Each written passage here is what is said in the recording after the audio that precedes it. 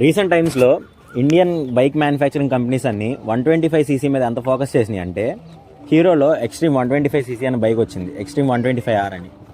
అది segment super killer. అసలు ఆ టీవీఎస్ 125 రైడర్ 125కి సూపర్ పోటీ వస్తుంది అనుకునే లోపే మళ్ళీ బజాజ్లో పల్సర్ NS 125 ఉండగా ఆల్రెడీ నెక్స్ట్ మళ్ళీ వాడు పల్సర్ N125 ఇంకో బైక్ లాంచ్ చేశాడు.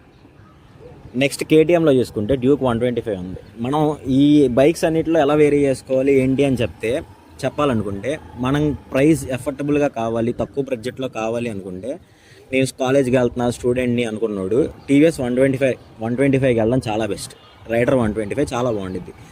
అది కూడా కొద్ది 5.5 కన్నా హైట్ నేను తక్కువ ఉంటాను అనుకున్న వాళ్ళకి రైడర్ 125 అనేది చాలా బెస్ట్. లేదు కొద్దిగా ఎఫర్టబుల్గా ప్రైస్గా కొద్దిగా ప్రైస్ ఎక్కువైనా నేను పెట్టగలను, నాకు లుక్స్ ఉండాలి, వెళ్ళే వాళ్ళందరూ నన్నే చూడాలి అనుకుంటే కేటీఎం డ్యూక్ 125 అనేది చాలా బెస్ట్ ఆప్షన్. ఎందుకంటే అది ఆ సెగ్మెంట్లో ఉన్న బైక్స్తో పోటీ అవ్వదు, లుక్స్లో అయినా సరే దేంట్లో అయినా సరే. నెక్స్ట్ సెగ్మెంట్లో ఉన్న 155cc కానీ 160cc కానీ బైక్స్తో పోటీ ఇస్తుంది.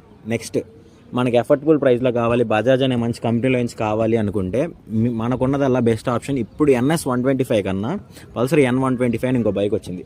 దాని లుక్స్ కానీ దాని పవర్ కానీ చాలా బాగుంది. నెక్స్ట్ స్టూడెంట్స్కైనా ఎవరికైనా మోడరేట్ ఫ్యామిలీకైనా చిన్న ఇప్పుడే రీసెంట్ పెళ్లి చేసుకున్న వాళ్ళకైనా అదైతే చాలా బెస్ట్ ప్రిఫరెన్స్.